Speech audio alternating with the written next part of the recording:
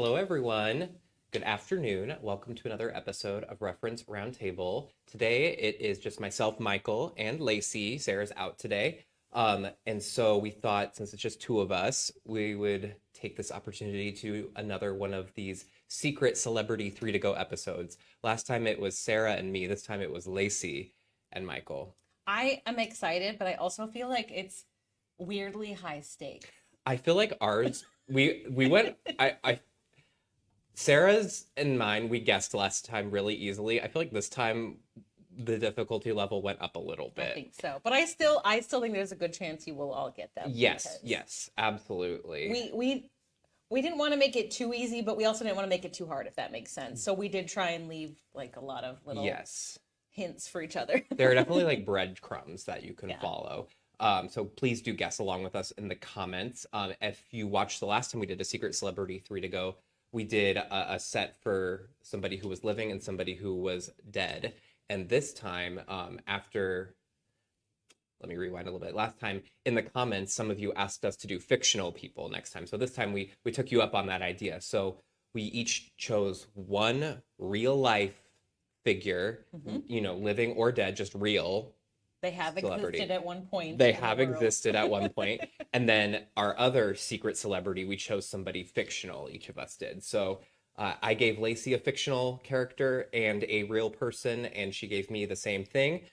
We filled out our three to go sheets and handed them to each other without the names of these characters Right. on them. Just kind of like what they would like to read, what they don't want to read, that kind of thing. Yep. So we filled our book bundles. We did our three to go book bundles for each other without really knowing the name of these secret celebrities, and we're going to try to guess today during today's episode. So please guess alongside us. If you don't know what we're talking about when we're talking about three to goes, it's still a relatively new service. I think we introduced it last year. Yeah, last fall. Last fall. It's our book bundling service, and so these forms that we have printed out are actually on the library's website. So you'd go to the library's website, look for three to go on there, and this is the form that you'd fill out to request your own three to go book bundle. Obviously, we don't try to guess who you are or anything like that when we fulfill these. This is just something fun we do for Reference Roundtable, but hopefully when we're going through our sheets today, it kind of gives you some ideas of how you might fill out your own three to go book bundle request. And please feel free to do so. You can pick them up at any of the library locations too. So if you're a Perry Creek user, Morningside user, you can still get a three to go book bundle there for you. So we decided that since we both kind of feel like we've guessed each other's fictional secret celebrities, so we're going to go with those first. We're less sure about our real people. So reality can wait. We're going to start with the fictional characters. Yes. All right. We'll start with fictional characters. So, should I dive in? Sure, if you want to, go ahead. All right. Lacey gave me this information for her fictional secret celebrity. They're looking for books for themselves. And when in the question that says, tell us what sorts of books you're looking for, they said, I love books about space and set in space. I also really like cats. I often find myself traveling for work and am alone for long periods. So I like long books and book series. And then the next question is, name a book or series you love. This person said Starship Troopers by Robert Heinlein, Dewey, the Small Town Library Cat Who Touched the World by Vicki Myron, such a library person book. And I must confess, until I went to library school, I thought the Dewey Decimal System was named after that cat. I love that. So library school is worth it. I wish it was. That would be so much Me better. too. The cat's better than the actual guy turned out to be. And then the U.S. Navy SEAL Survival Handbook by Don Mann. The next question was list some authors you love. They said Carl Sagan, Isaac Asimov, and Rita Mae Brown. And then there's a section that asks you to select some of the genres you're looking for. And they selected horror, literary fiction, new books, classic fiction, mysteries, nonfiction, science fiction, thrillers, and suspense. They marked their reading level as an adult reading level. They don't have any preference for what kind of format, so they're not looking for large print or graphic novels, chapter books, picture books. They'll take whatever. And then in the additional information box, which is where you can kind of just put any details you think might help us choose books. You know, if you want to say your piece, that's the place to do it.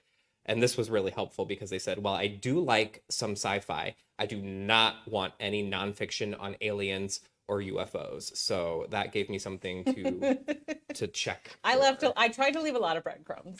You did, and I think I know who it is. So I'll share with you the 3 books I chose for this person. Oh, you do the books first, and then you tell who you think the person is? Because then it's kind of funny if you're wrong. Okay. Right?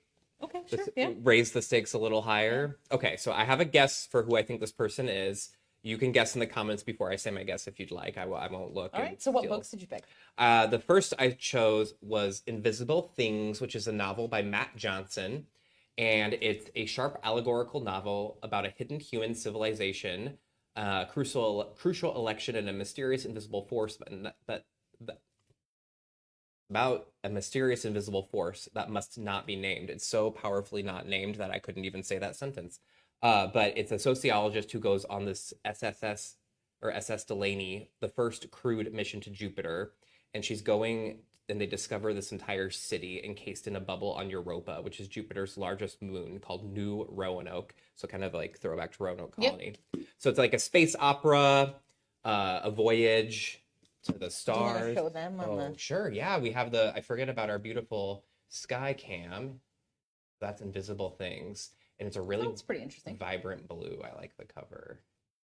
All right. This next one, I chose. Classic. It's a classic.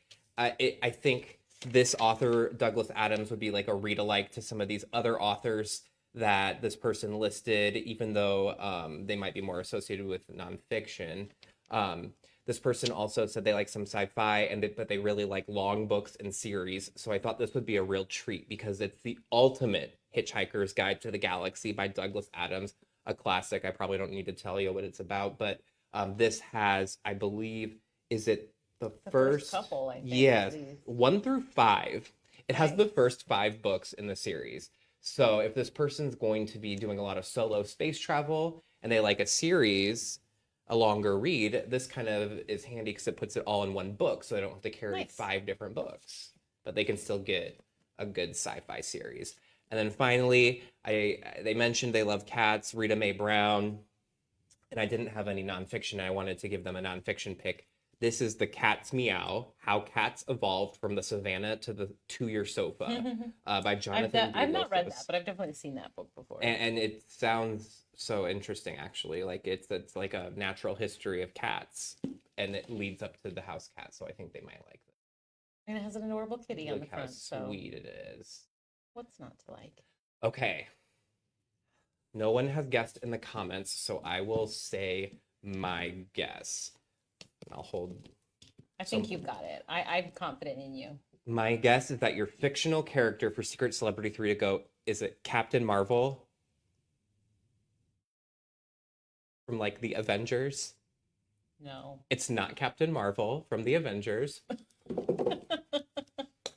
It's not Captain Marvel. No. Long solo space travel and loves cats. I gave a big hint in what she doesn't like to read. You have the no gender. Aliens. You have the gender of the person correct. And they are in a bunch of movies, but... And they don't want nonfiction about aliens or UFOs.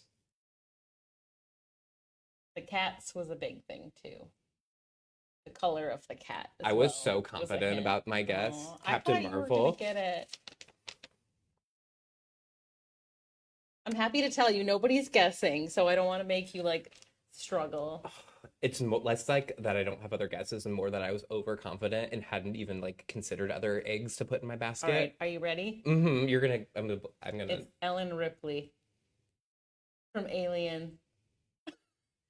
She does have the cat. There is the cat. That's why I picked Dewey, because they're both orange cats. It's an orange cat, Jonesy, in the Alien. Isn't Captain Marvel's cat orange too? I don't know. I haven't actually seen Captain Marvel. I thought you have a Captain Marvel necklace.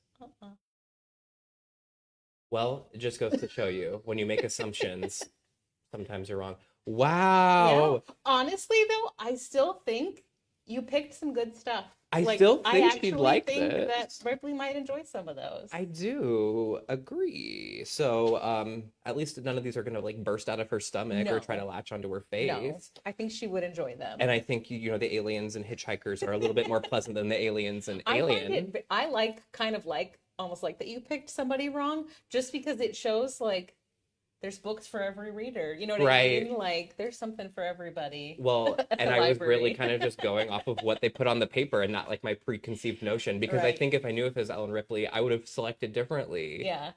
But I also think like Ellen Ripley would enjoy these 3 books, so it would have turned out okay. Wow, that was a good one. Okay, good. I'm glad. Like I said, I tried to make it easy and not too easy, and I guess I did okay.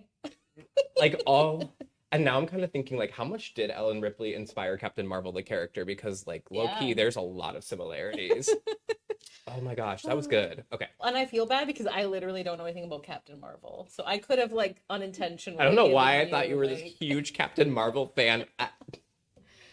All right. Ah. I have a feeling you're all going to get this one. Okay.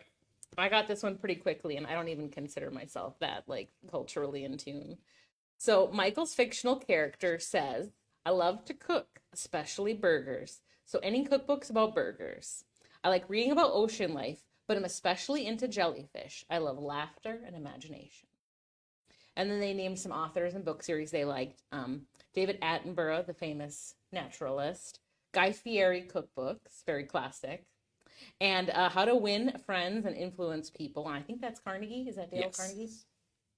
And then an author they like is David Attenborough again and Franz Kafka. So that's an interesting mix. And then as far as books or genres that they wanted, they listed a little bit of everything: horror, new books, fiction, humor, mysteries, nonfiction, and true crime and science fiction. So a little bit of everything.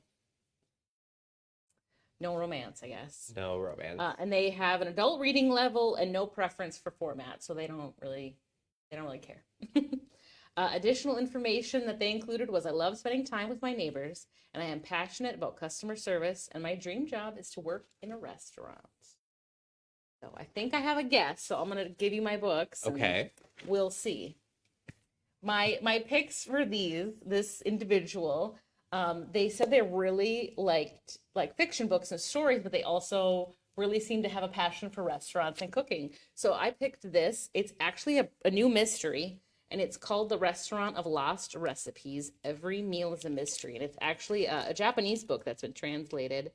And it's about this cute little diner in, where is it? In Kyoto.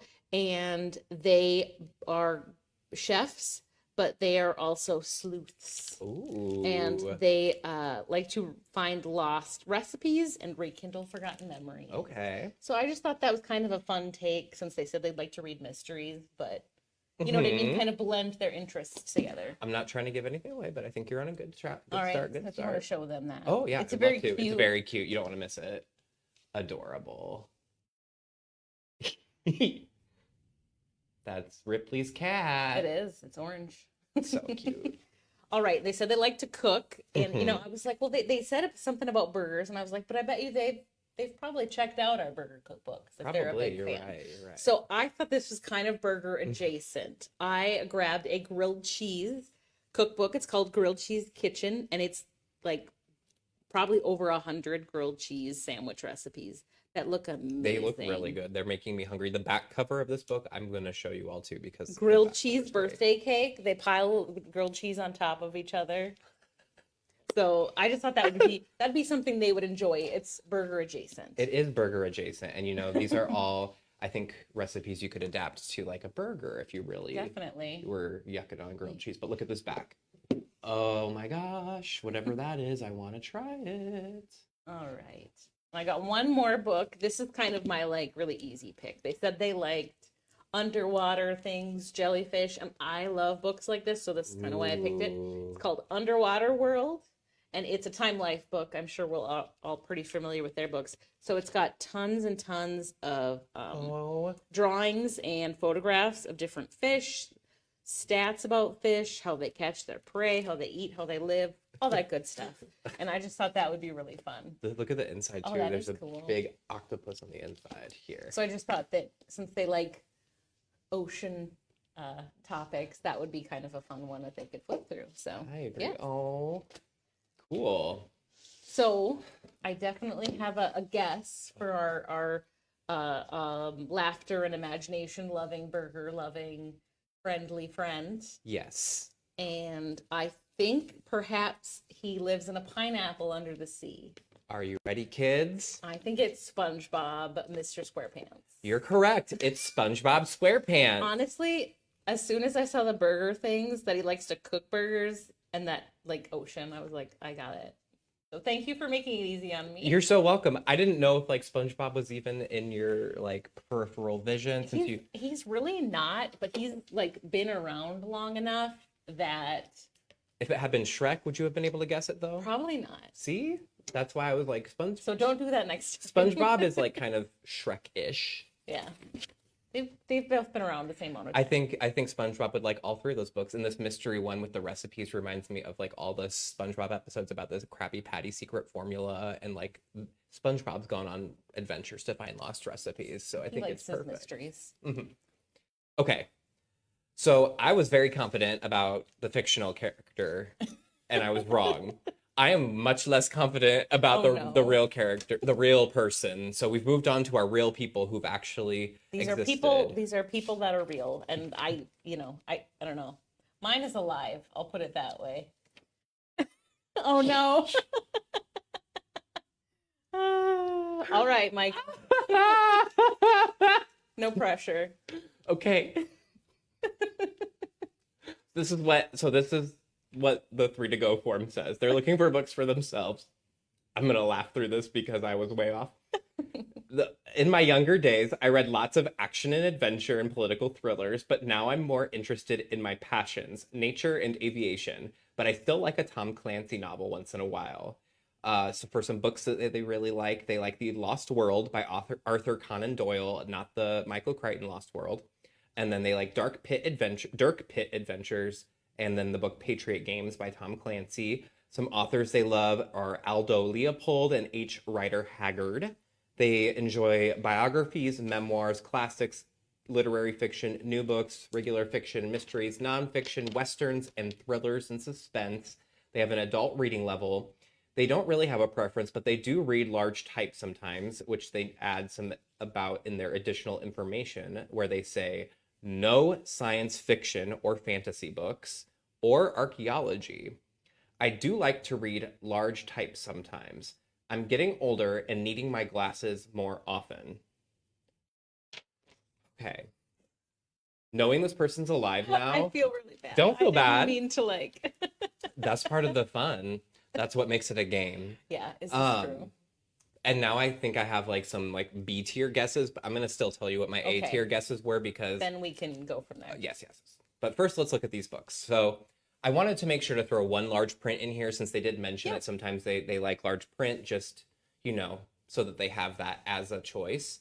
And I thought that Unbroken by Laura Hillenbrand would be a really good one. The subtitle is A World War II Story of Survival, Resilience, and Redemption. I know this was really, really popular when it first came out, probably just under 10 years ago.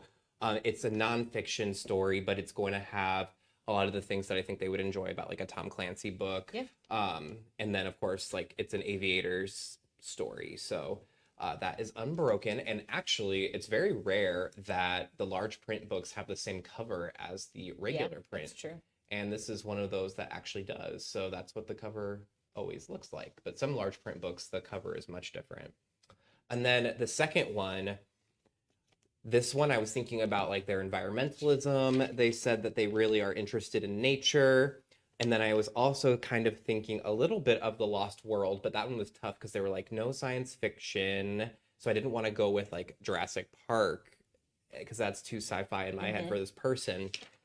And so I went with the Overstory, which is kind of like an epic scale story about nature and trees, but through the lives of these different characters in the book. It's a literary fiction for sure, which is one of the genres they marked as enjoying. And this was a summer reading book a few years back, and I know it won the National Book Award. So that was a really big book a few years ago. Yes, there's like some adventure elements to it as well. Oh, let me show you. Sorry. The Overstory, Richard Powers. The cover definitely goes with the story for this book. It's like one of the most like perfectly matched covers and stories, I think. And then the last one I chose, this one goes straight to their interest in aviation and Nice. the action and adventure. And I think they said they used to like political thrillers. I don't think this is a really political thriller. It's not thrilling per se, but it's going to be tied to some like historical fiction-y politics of the Okay. era vibes. It's called Cloudmaker by Malcolm Brooks, and I'll read a little bit of the blurb. Um, this is an exuberant, heartfelt novel that follows one boy's coming of age at the height of the golden age of aviation. Cloudmaker is a soaring tale of American ingenuity and optimism set against the backdrop of a deepening Great Depression. It is the spring of 1937, and Amelia Earhart plans on being the first pilot, male or female, to attempt to circumnavigate the globe. Meanwhile, in rural Montana, 14-year-old Houston Huck Finn has aviation dreams of his own. In his father's garage, Huck works to build his own airplane, a secret he has kept from his God-fearing mother. When he and a friend discover a dead man in the creek, a rare Lindbergh flight watch on his wrist, Huck takes it for himself. Yada, yada, yada. Why are you shouting aviators at me? So the reason I shouted aviators at Lacey is because I was so excited because this book in the blurb mentions the two secret celebrities I had guessed. Oh, okay. And I was so like smug about it. I was proud of myself. So my guesses were either Amelia Earhart or Charles Lindbergh. And I was like, okay, Amelia Earhart and Charles Lindbergh in this, they'd love to see themselves. But now I know they're alive, and famously, neither of those two people are alive anymore. Well, maybe Amelia Earhart is. There's, she might be on an island down in the Caribbean. We don't know. Well, I will tell you, I still think they're good books for the person I picked. Okay. So I still think you did well, even though you definitely didn't get it right because they are still alive. Okay. Can I tell you what my B tier might be? Yes. Is it Harrison Ford? Yes, it is. That's why I honestly, I didn't want it to be too obvious, but that's why I put like the no archaeology and the H. Rider Haggard and like all of that. And that's also why I put Tom Clancy because he was famously in Patriot games. Yes. So that's why I did I put all that stuff in there. As soon as you said they were still alive, suddenly this became full of clues. It woke it up in my brain. Yeah. So Harrison Ford was my plan B. And so I get like half credit. That's good. Like I said, I almost felt like, I don't know, like I put too many breadcrumbs in that one. Maybe that was too many. Maddie says that you had a nice celebration, Dan. Thank you. Well, I'm glad it wasn't Charles Lindbergh because I was like, would she have chosen a Nazi? I don't know. No. It didn't seem like your vibe. I also think I would hand all three of these books to Harrison Ford, and I think he'd like them. All right. So the real person you gave to me, I've got their form here. They're the sorts of books they're looking for. They wrote, I love mysteries and horror that blends with gothic atmosphere with wit and whimsy. Quirky women with style are my favorite characters to read about, whether fictional or real. I prefer books that are a bit offbeat. A book series they love or book is the Harry Potter series and the Old Possum's Book of Practical Cats. So an authors they like are Chuck Palahniuk, Charles Baudelaire, Flannery O'Connor. They chose a whole bunch of genres that they enjoy reading: biography, fantasy, horror, literary fiction, classic historical fiction, mysteries, nonfiction, romance, steamy romance, true crime, thrillers, most everything except for like sci-fi. They have an adult reading level, no preference for formats. They don't care, for audiobooks or anything like that. And then the additional information they gave was, I ended my long-term romantic relationship with my goth ex-boyfriend. We still recommend books to each other, and I usually like what he recommends. So I have a guess. This one I'm way less confident about. I'm 50-50. And I have to tell you, it's because of Chuck Palahniuk that it really threw me. Because I was like, I don't know if this person would. But anyway, I'll show you all the books that I picked out for this real person. And I did all fiction because everything they gave me was kind of like fiction, as far as what they like. So that's kind of what I stuck with. I picked The Price of Salt by Patricia Highsmith because they like I got the feel they like the darker, kind of more feel it in your gut sort of fiction, like the deeper stories. So I love Patricia Highsmith. I actually haven't read this one. It's on Me my neither. list. But the ones of Patricia Highsmith I have read have been phenomenal. I know this is very like forbidden love, Yes. kind of a story. And yeah, The movie's called Carol, yes. which I've always thought was so interesting because the price of salt sounds way cooler than. Yeah. I mean, there's nothing wrong with Carol. We have a wonderful Carol here at the library who I love dearly. But the price of salt is a very cool name. Yeah. All right. So this one, again, I kind of picked because it's a very like woman-centered story, and they said that they really liked that like witty and quirky women. And this is it was a hugely like best-selling book when it first came out in Japan, and it's kind of about this gal who doesn't really fit in. It's called Convenience Store Woman by Sayaka Murata, and she works. The main character works at a convenience store, and she's just kind of like, when she's out in the world, not at work, she's just the kind of nobody. She blends in, but she feels like when she's at work, she's kind of important. She's somebody, and so it's just kind of like the world through her eyes. They describe it on the front: quirky, deadpan, poignant, and quietly profound. A gift to anyone who has ever felt at odds with the world. So, That book has been recommended to me a lot, and now that you just said that last part, sense. I've always wanted. I want to read it badly. I might actually check it out after this. Oh, sorry. that's all right. I forgot to show. It's a cute cover. So. It is a really adorable cover, and I forgot to show Cloudmaker earlier. So there's your little peek at Cloudmaker. All right, so the last one is kind of my dark turn for this reader. I picked The Broken Girls by Simone St. James, and it's a horror novel. And I've not read this one, but I believe it is about a girls' school, an all-girls school. Yes, Idlewild Hall. And it's in a small town in Vermont, and there's rumors that it's haunted, and then there's this group of friends, one of them disappears, and then it's kind of the revisiting of this disappearance in like 2014. This journalist basically wants to uncover this like secret about this Idlewild Hall. So I thought it sounded kind of dark and full of female characters, that kind of. So that's why I picked it for that reader. And I have heard only good things about Simone St. James as an author. She's written quite a few books. And I love that name, Simone St. James. She was made to be an author. Absolutely. Okay, so What's your guess? now it's time to get this over with. Okay. And I hope I'm not crazy, but I think you'll also see why if I'm wrong. So Okay. anyway, who I believe this to be is one of the most famous pop stars in the world, Taylor Swift. Is that your guess? Yeah. Taylor Swift? Yeah. Not Taylor Swift. So I think I'll explain Chuck Palahniuk being on there as another clue, because he wrote Fight Club, and this person's in Fight Club. I haven't seen Fight Club since I was like 17 years They're old, so like 20 years ago. British. That does not help. Their goth ex was a director Nope. who I think you're going to have to tell me because we don't want to put everybody through 20 minutes of me going, no. okay. It was Helena Bonham Carter. I would not have gotten that.